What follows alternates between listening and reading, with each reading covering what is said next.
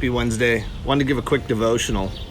I was reminded a while ago where we used to live, we had a tree on the side of the house. When we first moved in, for a while I hadn't paid attention to it. It was a scraggly looking like tree with no leaves, no life to it. But when springtime came, it began to bloom with whites and pinks, and man, I really began to pay attention to that tree. Prior to spring, I thought, I have to cut it down one day. I didn't really know what it was. Diane knew all along, of course, what it was. It was an almond tree. Today I've been jumping around the book of Jeremiah lately, and it's a roller coaster of a book. And today we looked at Jeremiah chapter 1. In the beginning of chapter 1 in verse 11 and 12, it says this. And let me read it to you. It says, "The word of the Lord came to me. What do you see, Jeremiah?" "I see the branch of an almond tree," I replied. The Lord said to me, "You have seen correctly, for I am watching to see that my word is fulfilled." Unfortunately, God reveals to Jeremiah in the next vision that destruction will come from the north. In this instance, God had seen his people turning away from him, really, and even turning to other gods with a lack of appreciation for all he had done. And after all, when you think about after all that God has done, maybe in your life, after all that God has done, think about the Israelites. All that he had done, he had taken a desolate, wasted land and made it an oasis for the Israelites.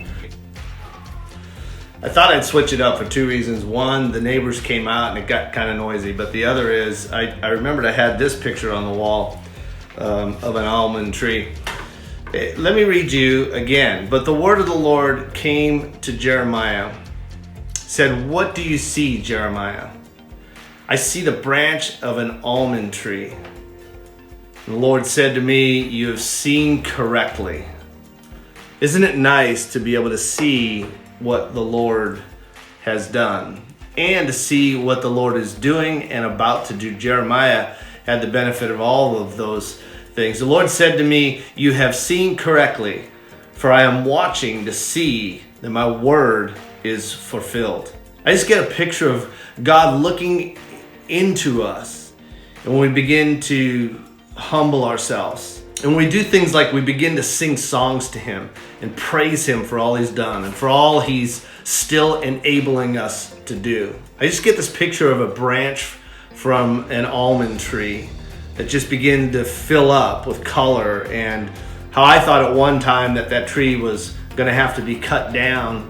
But I began to watch and go out there, every other day or so, and see it not only to bloom and in whites and pinks and that, but also to put out like a sweet fragrance in the air, so that everyone, walking near that branch could see and smell the beauty.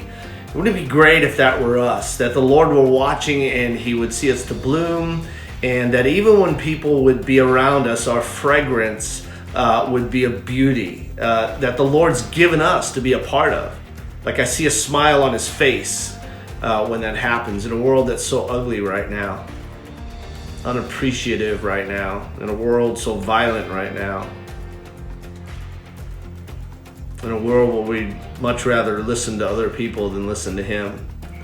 That he would much rather see an olive branch bloom than to see the next verse that shows a pot boiling over from the north, leaving a path of destruction, because the people had turned from trusting him to trusting other gods and other people.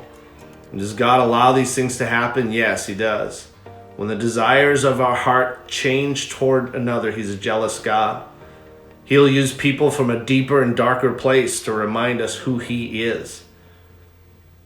In verse 17, if you jump down of chapter 1 of Jeremiah, he says, "Get ready, get yourself ready." He says, "Stand up and say to them whatever I command you. Don't be afraid of them. Don't be terrified by them, or I will terrify you before them, he says.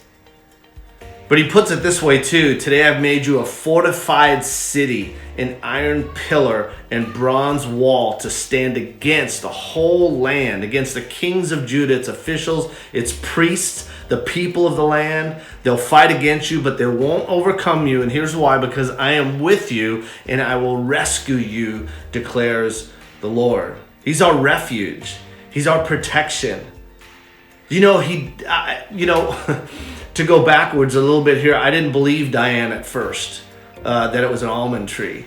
And because I didn't know what an almond tree looked like. First of all, I was ignorant to what an almond tree looked like. Think about that for a second. But secondly, because the almond, can I just say that that's a sermon in itself, that I don't know. I was ignorant to it because where I came from, I hadn't seen an almond tree yet. But secondly, the reason that because the almonds were like you couldn't see them. They were nowhere to be found. There was a large crusty looking shell that grew, but it looked nothing like an almond, the almonds I had eaten anyway. And of course, it was a protective covering that allowed the nut to become nutritious inside until the time it was needed for food. Makes sense, right? God is our protection. He's watching to see us bloom.